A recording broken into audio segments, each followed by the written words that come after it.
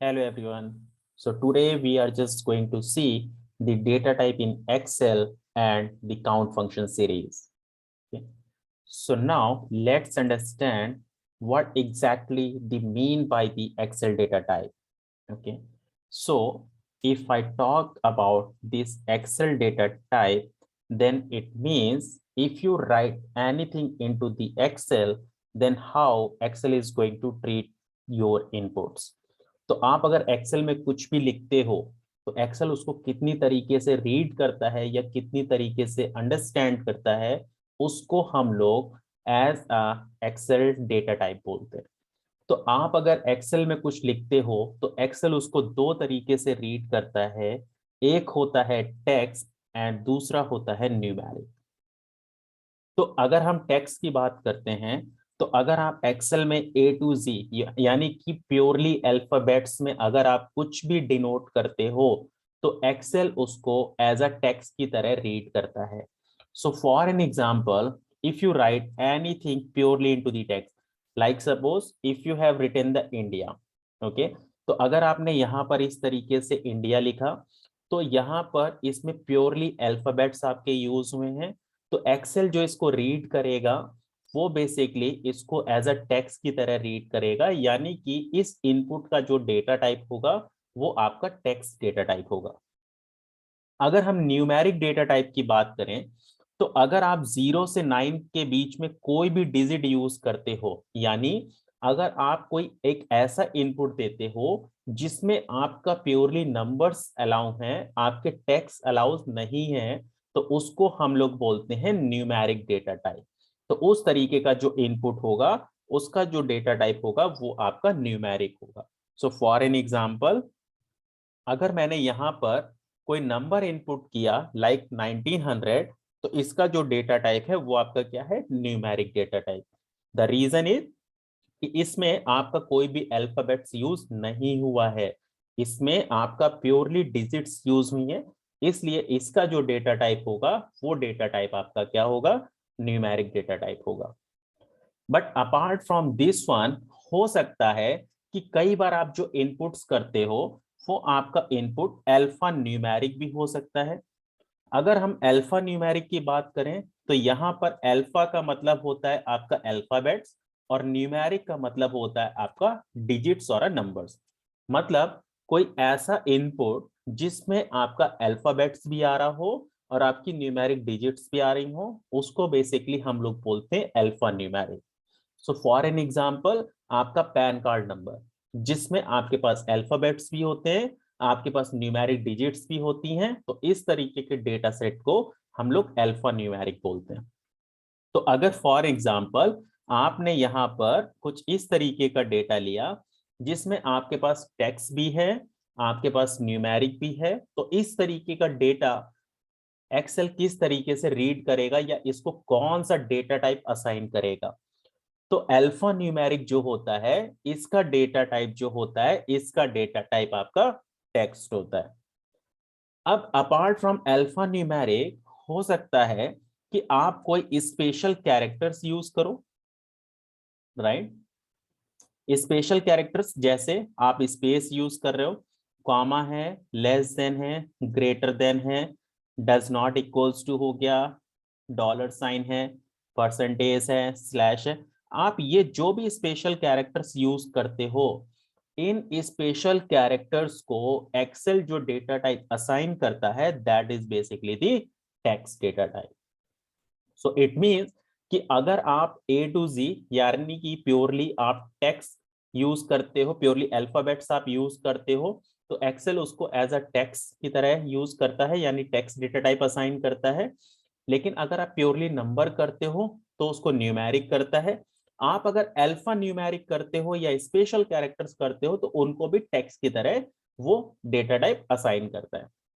लेकिन अब बात आती है कि अगर फॉर एन एग्जांपल आप डेट लिखते हो, जैसे मैंने यहाँ पे डेट यूज किया, तो अब अगर मैंने डेट यूज किया तो डेट को ये किस तरीके से रीड करेगा या कौन सा डेटा टाइप इसको असाइन करेगा? तो अब डेट में हो सकता है कि जहां पर आपके पास ये स्लैश आ रहा होगा, हो सकता है इस जगह पर हाइफन हो, राइट? तो अब आपके पास इसका मतलब है कि डेट में आपके पास प्योरली डिजिट्स भी हैं, आपके पास स्लैश भी हो सकता है, आपके पास हाइफन भी हो सकता है, राइट, या मंथ के आपके पास 3 टेक्स्ट कैरेक्टर्स भी हो सकते हैं। तो अब आप ये स्लैश या हाइफन को देखकर आप ये अगर कंपेयर करते हो कि ये तो हमारे स्पेशल कैरेक्टर्स के पार्ट हो गए और स्पेशल कैरेक्टर हमारा ट्रीट होता है टेक्स्ट की तरह, तो इसका डेटा टाइप हमारा टेक्स्ट होगा नहीं। जो डेट होता है इसका जो डेटा टाइप होता है वो हमारा न्यूमेरिक डेटा टाइप होता है। कैसे, लेट्स सी। तो यहां पर अगर आप कर्सर रखते हो डेट पर, तो यहां पर आप देख रहे हो इसका जो नंबर फॉर्मेट है वो है डेट। अगर आप इसको जनरल फॉर्मेट में करते हो so it will return you a number. तो इसने आपको क्या किया, एक नंबर रिटर्न किया, यानी एक डिजिट रिटर्न की, राइट। और ये प्योरली नंबर है, इसमें आप देखो कहीं पर भी आपके कुछ अल्फाबेट्स या कुछ स्पेशल कैरेक्टर्स नहीं आ रहे हैं। तो एक्सेल जो डेट को रीड करता है, वो रीड तो आप जो कराओगे वो न्यूमेरिक फॉर्मेट में ही रीड करेगा, लेकिन आप डिस्प्ले जैसा चाहो आप डिस्प्ले वैसा कर सकते हो। सो फॉर एन एग्जांपल, अगर मैं यहाँ पे बात करूं तो हो सकता है कि मैं यहाँ पर जो डेट है इसको मैं जिस फॉर्मेट में भी रीड डिस्प्ले कराना चाहूँ मैं उस फॉर्मेट में यहाँ पे डिस्प्ले करा सकता हूँ।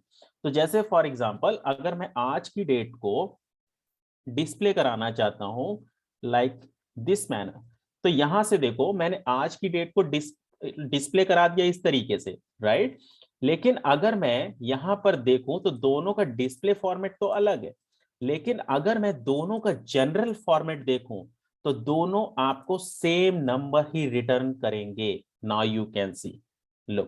सो इट मींस कि जो आपके पास डेट होता है, डेट रीड होता है आपका नंबर या न्यूमेरिक फॉर्मेट में, लेकिन आप डिस्प्ले जैसे चाहो वैसे डिस्प्ले करा सकते हो।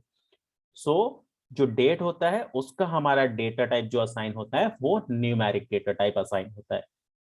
अब यहां पर बात ये आती है कि आपके पास जब यहां पर डेट था, आप जब इसको जनरल में कन्वर्ट कर रहे थे तो ये आपको एक नंबर रिटर्न कर रहा था 44591। तो ये नंबर किस तरीके से जनरेट हो रहा है, इसके बैकएंड पे क्या लॉजिक है। ओके, आप रियल सिनेरियो पे जब काम करोगे तो कई बार ऐसा होगा जब आप डेट को यूज करोगे, so the date is going to demonstrate or a display into the number format. Okay, तो ये किस तरीके से जनरेट होता है, इसके बैकएंड पे क्या लॉजिक होता है। Now let's see the concept. तो एक्सेल की अगर हम बेस डेट की बात करें तो एक्सेल का बेस डेट यानी एक्सेल का जो कैलेंडर स्टार्ट होता है वो 1 जनवरी 1900 से स्टार्ट होता है। This is basically the base date of Excel. तो अगर मैं इसको करता हूं जनरल में कन्वर्ट तो देखो इसने मुझे 1 रिटर्न किया। ओके, तो इसका मतलब जो 1 जनवरी 1900 है ये एक्सेल का फर्स्ट डे है। और जब मैं आज की डेट को जनरल में कन्वर्ट कर रहा था तो इसने मुझे यहां पर एक नंबर रिटर्न किया था 44591।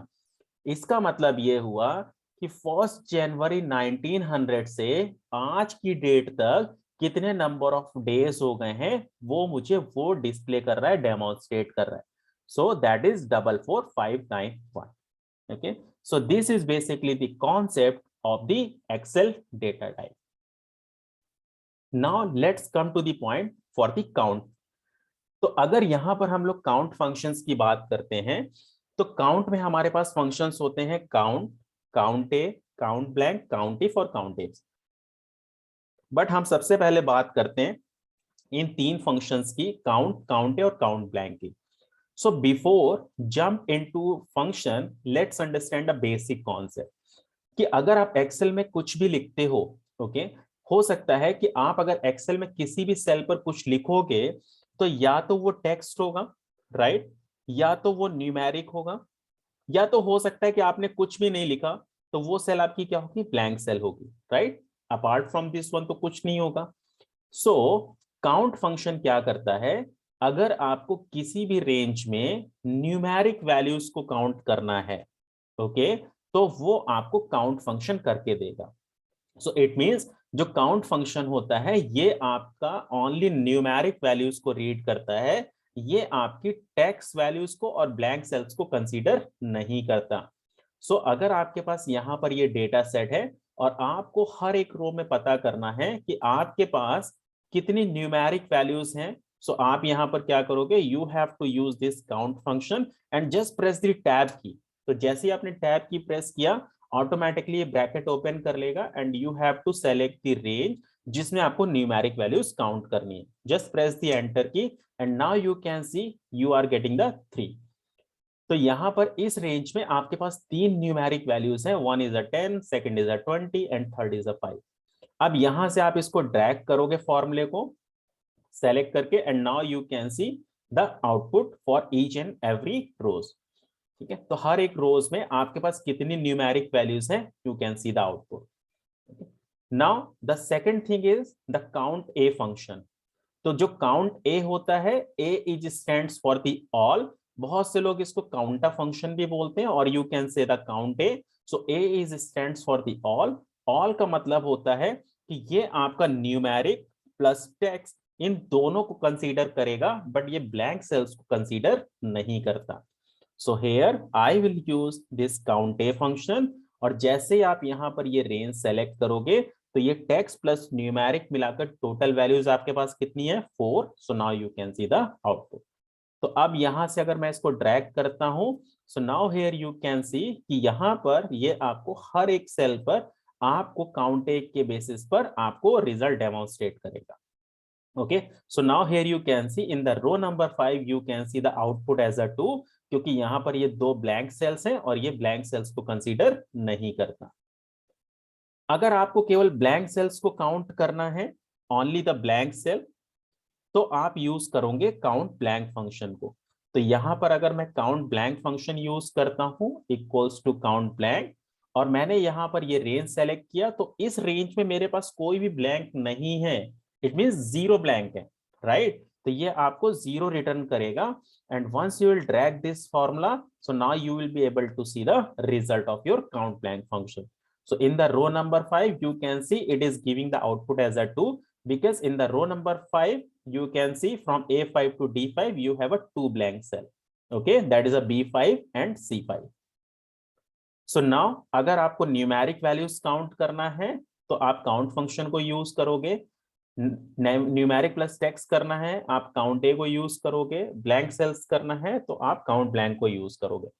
But if you just want to count the text values only, okay, तो text values को किस तरीके से करोगे? So if you see the output of count A, so count A आपको रिटर्न कर रहा था 4, count आपको रिटर्न कर रहा था 3. If you make the difference, that is a 4 minus 3, so that is a 1, correct? और अगर आप इस रेंज में देखोगे A3 to D3, तो आपके पास एक ही text values है. So it means if you want to calculate the text values, so you will use the count A function minus count function for the same range. Okay, and now the count function is going to give you the result as a 4. The count function is going to give you the result as a 3. So 4 minus 3, that is a 1. Now you can see. So once you drag this formula the downside, so you will be able to see the text values into particular rows. Okay. So this is basically how you can calculate the text values into a particular range.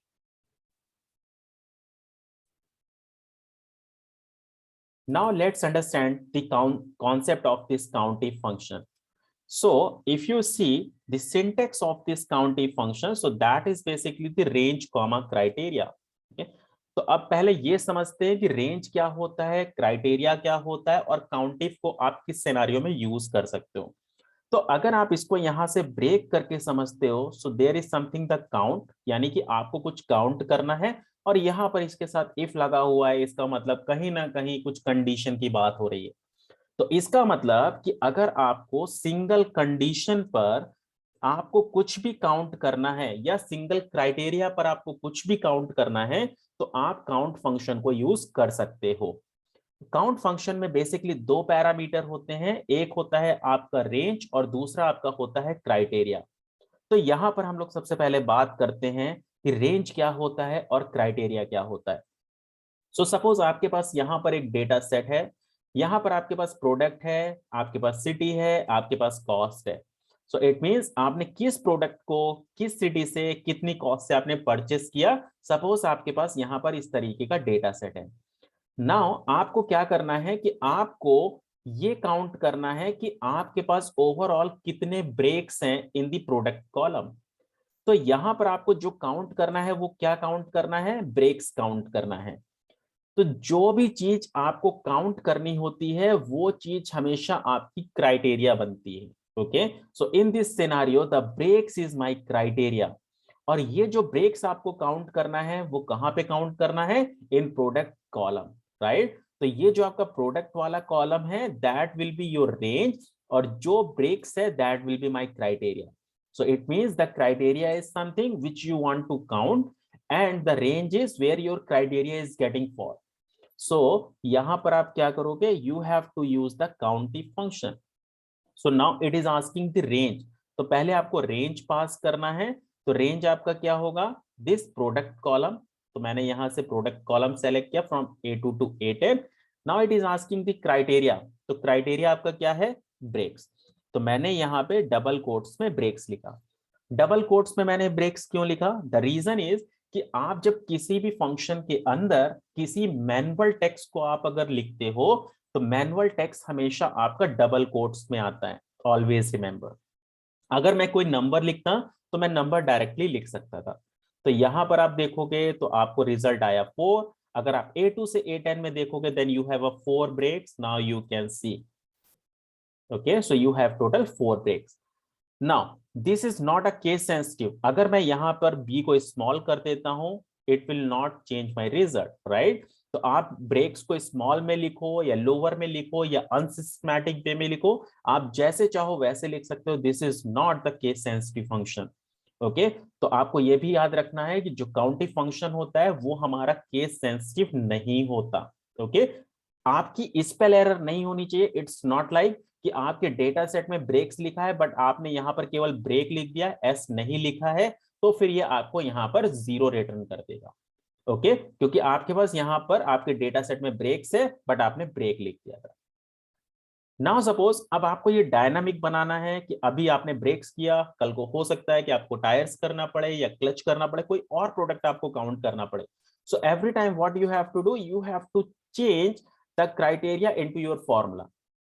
So rather than changing the every time, what you can do is you can make this function dynamic. Let's see how. So I said कि यहां पर आपके पास G6 पर आप जो भी product type करोगे उसका बेसिकली आपको काउंट यहां पर नेक्स्ट सेल में दिखेगा। So what I will do is I will use this countif function. Now my range will be the A2 to A10 and in place of criteria I will select this G6 cell. तो अब मैंने criteria की जगह पे G6 select किया। It means जो भी G6 पे लिखा होगा that will be my criteria which I have to count between A2 to A10। तो इस समय G6 पे लिखा हुआ है आपने ब्रेक्स, तो A2 से A10 में कितने ब्रेक्स हैं आपको ये काउंट करके देगा। You can see the 4। अगर मैं यहाँ पे G6 में क्राइटेरिया चेंज कर देता हूं, मैंने यहाँ पे टायर्स लिखा, so now you can see it is giving me the output as a 2 because you have a 2 tyre. So countif function को हम लोग यूज करते हैं जब आपको सिंगल कंडीशन या सिंगल क्राइटेरिया के बेस पर आपको कुछ भी काउंट करना होगा, then you have to use the काउंटिव function. But अगर हम लोग काउंटिव फंक्शन की बात करते हैं, ओके, सो काउंटिव फंक्शन क्या करता है, अगर आपको 2 और मोर देन 2 कंडीशन और 2 और मोर देन 2 क्राइटेरिया के बेस पर अगर आपको कुछ भी काउंट करना होगा then you have to use the काउंटिव function. तो for an example you have a same data set but now your condition is कि आपको काउंट करना है कि ऐसे कितने ब्रेक्स हैं जो आपने बैंगलोर सिटी से परचेस किए और जिसकी कॉस्ट 4000 से ज्यादा है। So you have a 3 criteria, right. तो here you have to use the count ifs IFS। तो यहां पर आपको पैरामीटर पे ध्यान रखना है गाइस। तो यहां पर first thing is criteria range 1 then criteria 1। It means आप जिसको फर्स्ट क्राइटेरिया एज्यूम कर रहे हो पहले आपको उसकी रेंज असाइन करनी है। So if I am assuming my first criteria is a breaks, तो फर्स्ट क्राइटेरिया ब्रेक्स आपका कहां फॉल कर रहा है, प्रोडक्ट कॉलम में। So this is my criteria range 1 comma it is asking now criteria 1, so breaks is my criteria 1 comma now it is asking the criteria range 2, so what is my criteria two? Bangalore. So Bangalore आपका कहाँ fall करेगा? City वाले column में। तो यहां से criteria range 2 will be your city, comma criteria 2 will be this Bangalore, comma. Now it is asking the criteria range 3.